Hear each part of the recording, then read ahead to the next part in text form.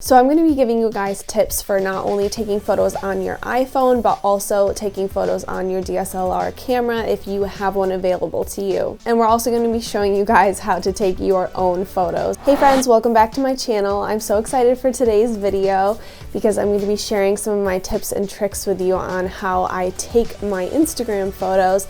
I put a little poll up on my Instagram stories and you guys were saying absolutely you want to see not only how I take my photos, but also how I edit my photos. So how I edit my photos will actually be a part 2 to this video. So make sure that if you aren't subscribed already, that you subscribe so that you don't miss that video. So all of these tips are going to help you reduce the time it takes you to take your photos.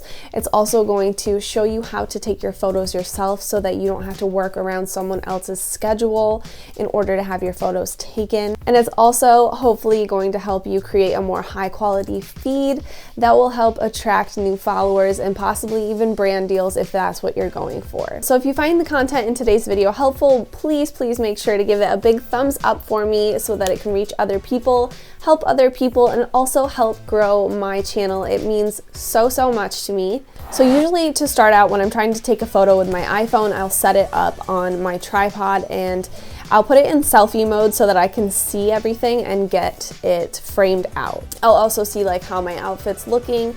I'll practice a few poses and see what looks the most flattering. Then that's at the point where we do something a little bit scary, and there are a bunch of different ways to do this, but obviously the back camera has a way better quality than the front, and I'll actually put a couple of photos that I took as example for you guys so that you could see the difference in quality between the front of the camera and the back. So usually what I'll do is flip the camera around so that I'm shooting with the back camera, and this can be a little scary, but because I just went through the process of seeing how everything was framed and everything, usually you can flip it around and it'll be right in that same exact place.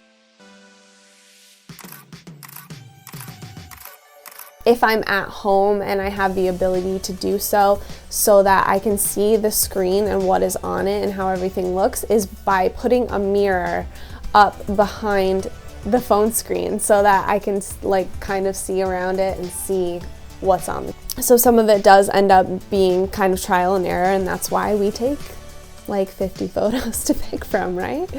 And so usually what I'll do is either set the self timer, hit the self timer for 10 seconds, and then sit there and do my pose and then check it and see if I want to adjust it at all or try a different pose, anything like that. But another thing that I found really helpful was getting an iPhone shutter release remote. It's a super simple way to hook up your iPhone via Bluetooth to the tiny little remote, and it's pretty discreet, so sometimes you can see it in a photo, but for the most part you usually can't tell that I'm holding it, or I can hide it behind my back or set it to the side, but it will remotely trigger the shutter and I can just click, move, click, take a bunch of different pictures at once instead of having to run back and forth and reset the timer on my camera.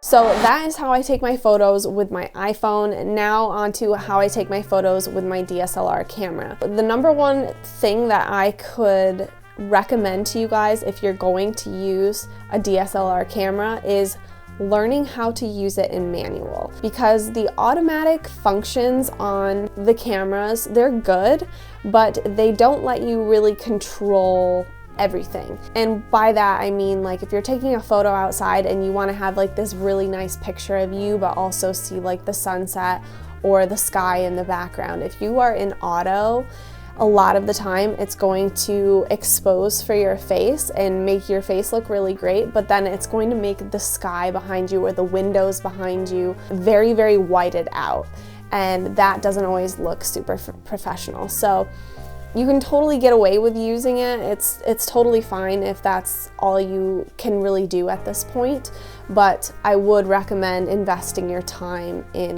learning how to use your camera in manual and how to adjust certain things to get the image that you want. But outside of that, this is how I take my photos with my camera, whether you're in automatic or not. So what I'll do, of course, again, is put it up on my tripod, and I'd like to tilt the camera to the side so that it's already in portrait mode, because for the most part, the majority of us who are posting on social media are consuming and creating content for portrait mode on people's phones.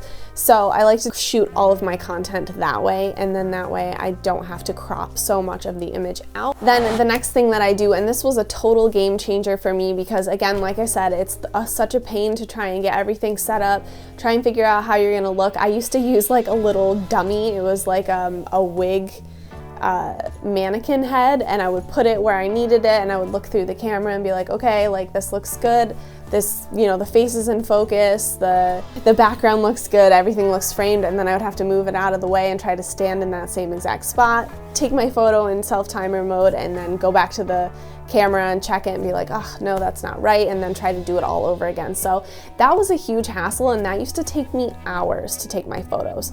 So the thing that I learned that made all the difference for me is connecting my phone to my camera. The majority of newer cameras that are out there on the market can be connected to your phone through an app. So what I do is go through the settings on the back of my camera, click connect to smartphone. I will connect that to the Wi-Fi on my phone and then open the app, and I can see exactly what my screen is seeing. And this is great because then I can stand there, I can look at my phone, I can see exactly what the camera is seeing, and I can pose accordingly, move backward, move forward, see where exactly I want to be in the image. If I need to adjust, you know, the angle of my tripod or the angle of my camera, it's a lot easier to do so. So usually what I'll do is I'll set that up, and then I'll also put my iPhone on another tripod, and so that I can see what I'm doing, but my phone doesn't necessarily need to be in the photo, or when I go to hit the photo, I don't need to try and hide my phone. Just like with the iPhone, there's also a remote that you can buy for your DSLR camera. And the cool thing about it is that it can also be connected to your phone so that you can see the screen and the shutter remote at the same time.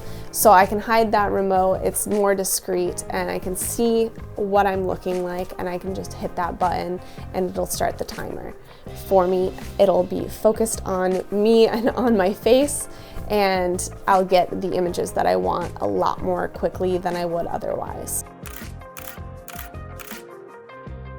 And that's basically it. So once I have all of that stuff set up, which really doesn't take very much time at all, I just kind of move around and I can see in my screen exactly where I am, where I need to reposition things. I can try out different poses, and my photo shoots are way faster now. Hopefully that was helpful for you guys. Make sure to subscribe and stick around so that when I post how I edit my photos, you guys can also see how my editing process works. And I love you guys so much, and I'll see you hopefully in the next one. Bye.